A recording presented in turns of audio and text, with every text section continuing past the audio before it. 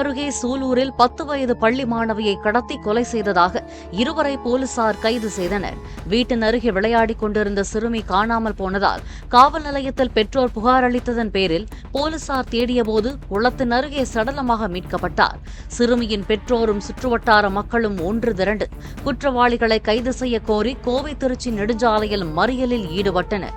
தொடர்ந்து சிசிடிவி காட்சிகளை ஆய்வு செய்த போலீசார் பள்ளப்பாளையம் பகுதியைச் சேர்ந்த கார்த்தி என்பவரை பிடித்து விசாரித்தபோது கொலை குற்றத்தை ஒப்புக்கொண்டதாக கூறப்படுகிறது. மேலும் தம்முடன் மோகன்ராஜ் என்பவரும் இருந்ததாக ஒப்புதல் வாக்குமூலம் கொடுத்ததால் இருவரையும் கைது செய்தனர். கைது செய்ய முற்பட்டபோது தப்பிச் செல்ல முயன்ற கார்த்தி தவறி விழுந்ததில் கை காலில் எலும்பு முறிவு ஏற்பட்டதாகவும் போலீசார் தெரிவித்தனர்.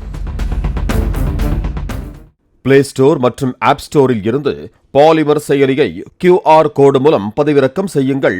செய்திகளை உடனுக்குடன் பெறுங்கள்.